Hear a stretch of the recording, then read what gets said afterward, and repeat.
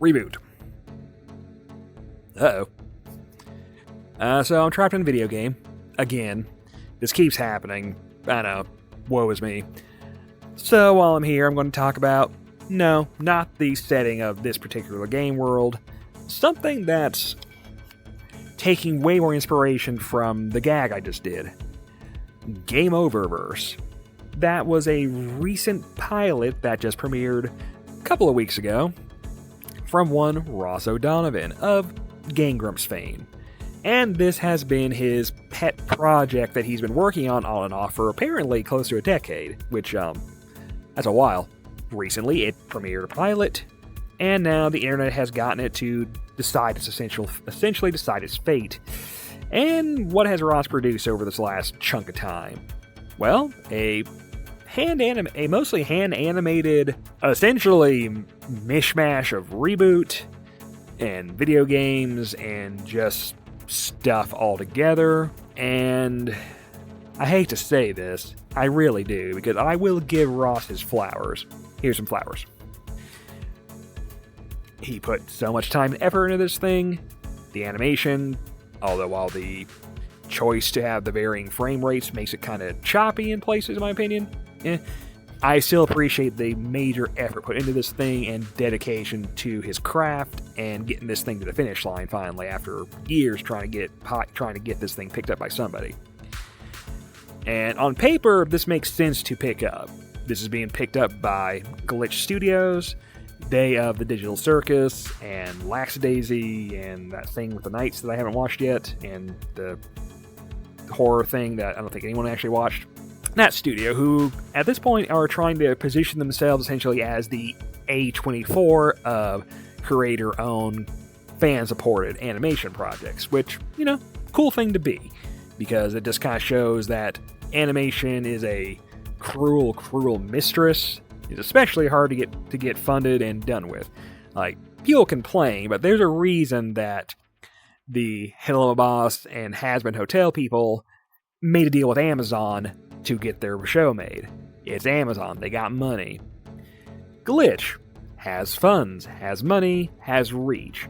A good example of this, Ross even mentioned on one of his YouTube posts after the show came out, that he had his own wish list of voice actors for the Japanese dub. Glitch got all of them for him to dub this thing into Japanese. That's nice. That shows the reach of having a good production company, the sort of things that they do alongside being the money men. Because a lot of people don't understand how animation works, how producers work, how distribution companies work.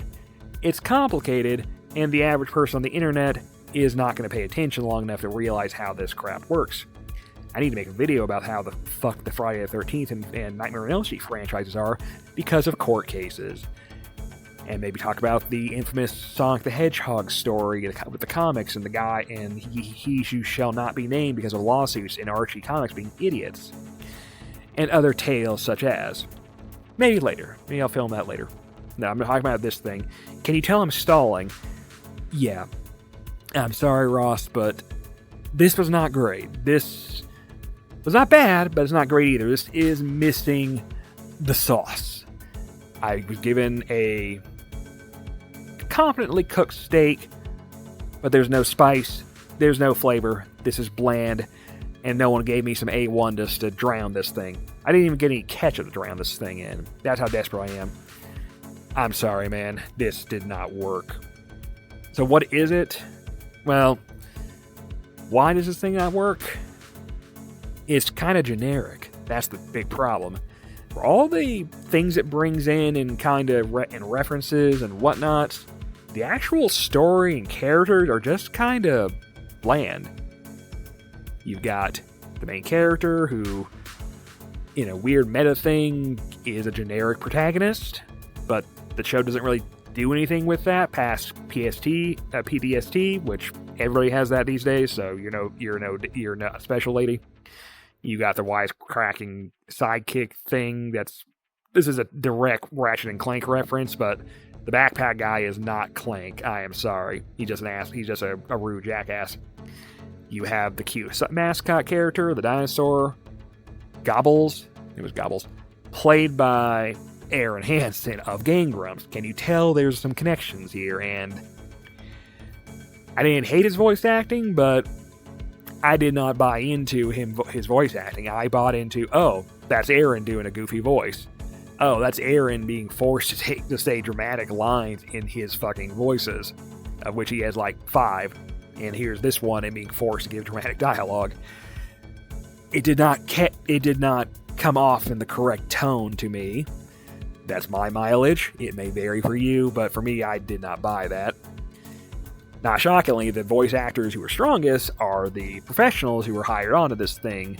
You will recognize some of them, especially the big bad guy who looks extremely action figure-y. I feel like I have him on my shelf somewhere, or if I have the parts, I could kit bash this guy in 5 minutes.